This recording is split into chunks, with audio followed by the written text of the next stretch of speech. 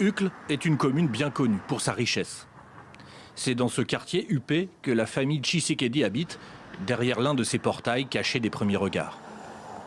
Le Congolais Jean-Pierre Mouteba vient ici pour la première fois de sa vie. À 65 ans, cet ancien salarié de la Gécamine, la gigantesque entreprise publique congolaise de gestion des mines, a décidé de poursuivre sa lutte contre la corruption en Belgique. Il a déposé plainte avec des ONG contre 9 membres de la famille du président de la RDC qui seraient co-auteurs et complices d'actes de corruption dans la région du Katanga. Chez nous en RDC, nous avons publié beaucoup de rapports sur cette question. Nous avons identifié les personnes qui sont en train de faire et où est-ce qu'ils le font, quels sont les biens qui sont détournés, quels sont les remblais et les gisements qui sont détournés, comment ils opèrent. Nous avons multiplié des rapports, nous avons rencontré les autorités sur place. Il y a même des ONG qui ont porté plainte auprès de la justice congolaise. Malheureusement, la justice n'a rien fait. Alors il espère en Belgique une justice indépendante. Il ne s'agit pas de poursuivre des gens pour les poursuivre, il s'agit plutôt d'une certaine orthodoxie, d'une certaine transparence pour qu'on sache qu'est-ce que les gens ont fait. Il s'appuie sur les travaux préalables des ONG congolaises et sur la nationalité belge des accusés, dont les noms sont réservés à la justice.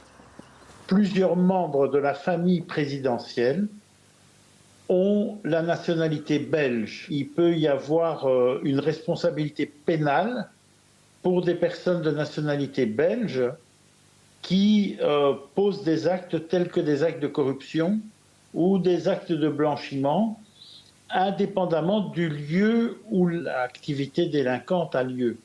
Pour lui, cette corruption présumée toucherait directement aux richesses minières de RDC. En fait, le Katanga a des ressources parmi les plus belles et les plus impressionnantes de la planète. Aujourd'hui, Lubumbashi devrait être construite comme Dubaï, comme Doha.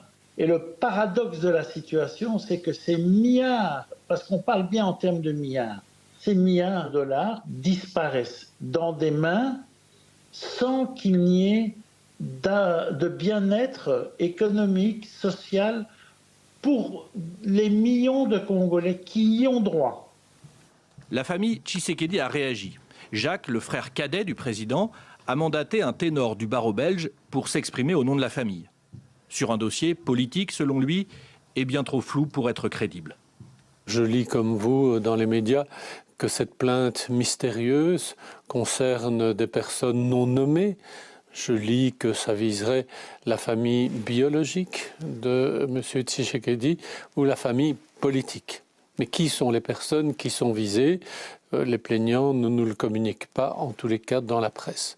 Donc c'est un mystère assez précieux. Ce sont des accusations qui sont non fondées, qui sont contestées, et nous verrons sur pièce que les pièces soient soumises à la contradiction, et nous verrons quelle sera la vérité qui va triompher.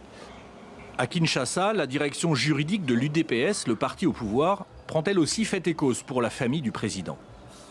Nous trouvons la plainte très étrange parce qu'elle stigmatise un groupe d'individus par rapport à leur appartenance politique et ou à la famille biologique du chef de l'État. Ce n'est pas dans une démarche pareille qu'on pourrait rechercher la justice. La plainte serait étayée par 80 pages de documents. Elle a été déposée à la procureure fédérale belge Anne Fransen, qui doit décider ou non de donner suite juridique au dossier. Un dossier qui s'appuie sur l'idée de prédation des richesses de la région du Katanga